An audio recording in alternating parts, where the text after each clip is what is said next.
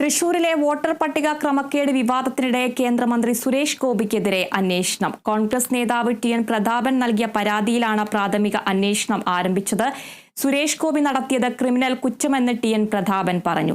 അതേസമയം കേന്ദ്ര ഇലക്ഷൻ കമ്മീഷനും സംസ്ഥാന ഇലക്ഷൻ കമ്മീഷനും ടി.എൻ. പ്രതാപൻ പരാതി നൽകി. തൃശൂരിലെ വോട്ടർ പട്ടിക ക്രമക്കേട് ആരോപണങ്ങൾ ബലപ്പെടുത്തുന്ന തരത്തിലുള്ള തെളിവുകൾ പുറത്തുവന്ന പശ്ചാത്തലത്തിലാണ് കോൺഗ്രസിന്റെ നിയമവഴിയിലെ നീക്കം. സിറ്റി പോലീസ് കമ്മീഷണർ ആർ ഇളങ്കോയ്ക്ക് രേഖാമൂലം ടി.എൻ. പ്രതാപൻ നൽകിയ പരാതിയിലാണ് അന്വേഷണത്തിന് ചുമതലപ്പെടുത്തിയത്. വ്യാജരേഖ ചമച്ച വോട്ടർ പട്ടികയിൽ വോട്ട് ചേർത്തുവെന്നും വ്യാജ സത്യവാങ്മൂലം നൽകിയെന്നും ക്രിമിനൽ നടപടി പ്രകാരം നിയമ നടപടി സ്വീകരിക്കണമെന്നാണ് ടി.എൻ. പ്രതാപന്റെ പരാതിയിലെ ആവശ്യം. അതിനിടെ കേന്ദ്ര സംസ്ഥാന തെരഞ്ഞെടുപ്പ് കമ്മീഷനിലും ടി.എൻ. പ്രതാപൻ പരാതി നൽകി. 6 മാസം ഇവിടെ താമസിച്ചിട്ടില്ല. 6 മാസത്തിന് ശേഷമാണെന്നാണ് വോട്ടർ പട്ടിക പേര് ചേർത്തത്. വ്യാജ സത്യവാങ്മൂലം കൊടുത്ത് വോട്ടർ പട്ടികയിൽ പേര് എൻട്രി ചെയ്ത ആളെ വോട്ട് അസാധാക്കുന്നതോടുകൂടി ആളുടെ പാർലമെന്റ് അംഗത്വം ഇല്ലാതായി മാറും. ഈ കാര്യത്തിൽ ഞങ്ങൾ ക്രിമിനൽ കേസിന് വേണ്ടിയിട്ടാണ് പരാതി കൊടുത്തിരിക്കുന്നത്. അത് പോലീസ് പരിശോധിച്ച് ക്രിമിനൽ കേസ് എടുക്കുമെന്ന് ഞങ്ങൾ വിശ്വസിക്കുന്നു. അതോടൊപ്പം തന്നെ ഇലക്ഷൻ കമ്മീഷൻ എടുത്ത് ഞങ്ങൾ മുന്നോട്ട് പോകും.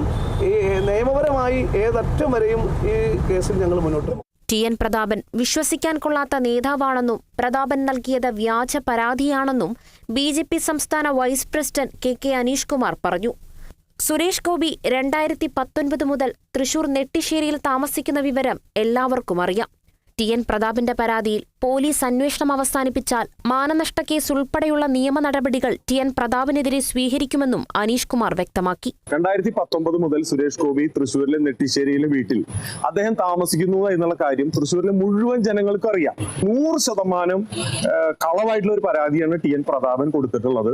പ്രതാപനെ പോലുള്ള ഒരാള്, ഒട്ടും വിശ്വാസ്യതയില്ലാത്ത ഒരാള് കൊടുത്തിട്ടുള്ള ഒരു പരാതിക്ക് ഞങ്ങൾ കാര്യമായിട്ടുള്ള വിലയൊന്നും ഞങ്ങൾ ഏൽപ്പിക്കുന്നില്ല. അപ്പൊ എന്തായാലും പ്രാഥമിക അന്വേഷണം നടത്തി ആ പരാതി തള്ളിക്കഴിഞ്ഞാൽ സുരേഷ് ഗോപിക്കെതിരെ കള്ള പരാതി കൊടുത്ത് അദ്ദേഹത്തെ അപമാനിക്കാനും ബി.ജെ.പി. അപമാനിക്കാനും ശ്രമിച്ചതിന്റെ പേരിൽ ടി.എൻ. പ്രതാപനെതിരെ ശക്തമായിട്ടുള്ള നിയമ നടപടി ഞങ്ങൾ സ്വീകരിക്കും. പോലീസിനെ കൂടാതെ കേന്ദ്ര സംസ്ഥാന തെരഞ്ഞെടുപ്പ് കമ്മീഷനുകൾക്കും ടി.എൻ. പ്രതാപൻ പരാതി നൽകിയിട്ടുണ്ട്. Kerala vision news, Thrissur. തൃശൂരിലെ ലോക്സഭാ തെരഞ്ഞെടുപ്പിൽ സുരേഷ് ഗോപിയും ബി.ജെ.പിയും ക്രമക്കേട് നടത്തിയെന്ന പരാതിയിൽ ആരോപണം മുറുകുന്നു. RSS നേതാവും കുടുംബവും ഇരട്ട വോട്ടുകൾ ചേർത്തുവെന്ന് സൂചിപ്പിക്കുന്ന തരത്തിലുള്ള രേഖകൾ പുറത്തുവന്നു. ആലത്തൂർ മണ്ഡലത്തിൽ വോട്ടുള്ള RSS